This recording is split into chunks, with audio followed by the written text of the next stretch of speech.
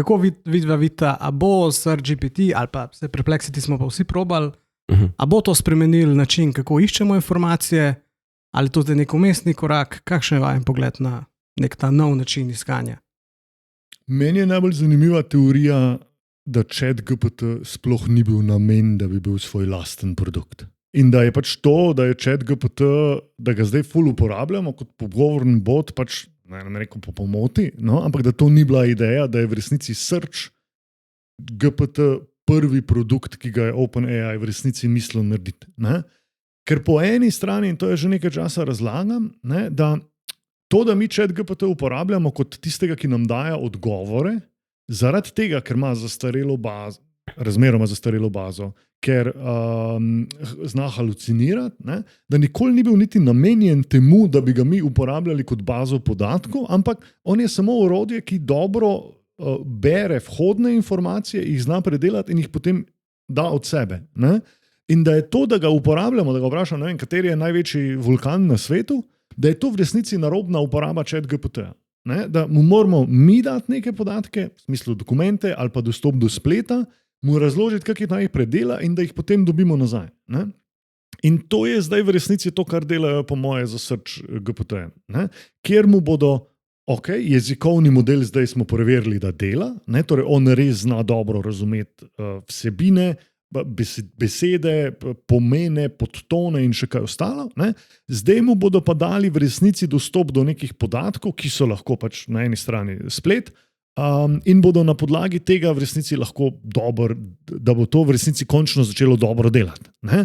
Ker vseeno, pač zdaj imeti iskalnik, torej ne imeti bazo znanja, ki se je ChatGPT absolutno izboljšal, ne? Od 3.5 do 4o je ta količina halucinacij in vsega se močno zmanjšala, ne? Ampak še vseeno, x% podatkov je pač zraka vun zmišljenih, ne?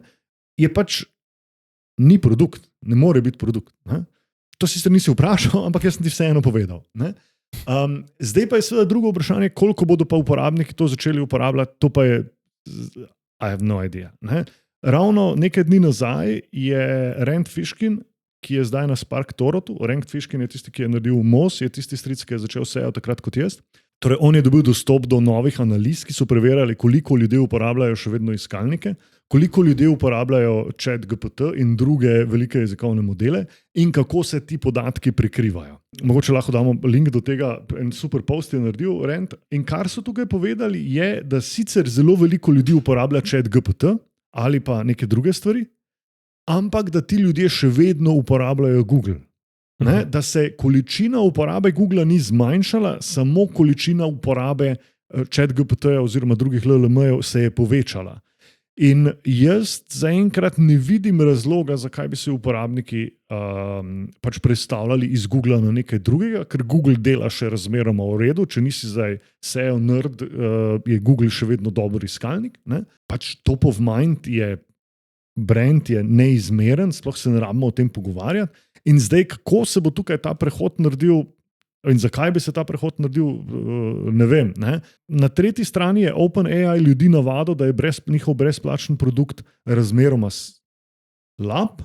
Ne vem, ne? Pač zelo pogosto dobim, ne, ko delam neka interna izobraževanja, to ChatGPT smo probali, pa je beden, ker si ga probal pred enim letom. Ne? Ok, zanimivo. Sej to se mi zdi ok, kar si rekel, veš, Google ne bo kar šel stran. Koncev, bližamo se 30-letnici Google, nekaj so vložili v to, da pripeljajo rezultate, ki jih ljudje hočejo imeti. Se mi pa zdi, da se mal potrošnik na drugi strani ali pa uporabnik teh vsebin spreminja in veš, Google od tebe še vedno zahteva, da nekaj pogledaš, si mal kritičen, greš skozi par linkov, da spet mal navadil tega ChatGPT-ja, pa tudi ta del, kar si omenil, ne. Enkrat to nesejo, pa ne dobim zdaj to, kar hočem dobiti. Ne. To mora iti kar perfekt delati. Ja, ne bo rodil noben perfekt delal, ker koncev gre še vedno za neko vrsto stroj, ki mora stroj naročiti, kako naj dela in bo pa stroj naredil. Tudi kad tovarno postaviš, na znakarvnih delov delati, veš, moraš tudi robot ga naučiti, kaj dela. Tako da, zdi se, da sicer uporabniki bi si želeli na ta način komunicirati, ampak vprašanje pa je ta prava smer. A veš, pa ne pozabiti na to, da Google že zelo dolgo dela na teh rešitvah, ki dajo en odgovor. Ne? Če jaz pogooglam vreme Ljubljana, dobim odgovor. Če pogooglam, ne vem, veliko stvari, lahko dobim ali zelo kreativno naprej narejen odgovor z nekimi karticami ali pa s čemerkoli. In pa, mi tega sicer v Sloveniji še nimamo, Google ima tudi svojo umetno inteligenco, s katero daja odgovore v iskalnih rezultatih na čist enak način, kot če bi uporabljal ChatGPT.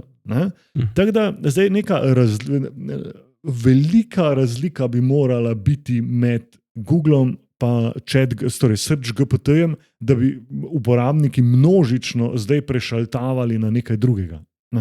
In jaz mislim, da ta razlika ni tako zelo velika, ker če je zdaj razlika 10 ali pa 20% celo v neki samo kvaliteti odgovora, če jaz iščem recept za sarme, pa če mi zdaj enkrat pove, kdo ve, kako se kuha sarme. Zelje zih noter. Da mi enkrat pove, da je treba zelje čez noč namakati, enkrat pa ne. Če je to razlika, jaz zaradi te razlike ne bom šel k SearchGPT in abandonal pač cel nek ekosistem, ki mi je domač, ki ga uporabljam že desetletja, s katerim so generacije gor zrastle. Mislim, daleč od tega, da nočem biti tisti, ki bo govoril, velikani se ne bodo spremenili, sam pač, uporabniki so se res absolutno spremenili. Uporabniki zdaj sem gledal TikToke o tem, da ljudje glasbo poslušajo na TikToku. Da ne pač na TikToku kliknejo na playlist neke muzike, ki je bila v ozadju nekega TikToka in potem na takšen način glasbo poslušajo. To je sprememba, kjer so stvari čisto drugačne in zdaj ne vem, če ravno SearchGPT gre v tisto smer. Mogoče nas bo presenetil z nečim, ampak zaenkrat ni zavideti. Pač to, kar so predstavili, kjer v resnici gre za neke besedilne odgovore, kratke, enostavne, mogoče kvalitetne na nek query, ki si ga pač postavil, je sicer super, sam nimam pa dobenega razloga, zakaj bi šel stran od svojega Googla, pri katerem imam, ne pozabiti, e-mail, pri katerem imam Mapse, pri katerem imam svašta drugih stvari. Cel ekosistem, kot si rekel. Neki Drive, da ne rečem AdWords, prinaša mi obisk na spletno stran, plačujem mu ali pa lahko sem plačan. Pa če res se je Google v teh 30 letih razrastel na vse, se je bila njihova misija pobrati vso znanje tega sveta in to so naredili v resnici. In ne bo tako enostavno, se mi zdi.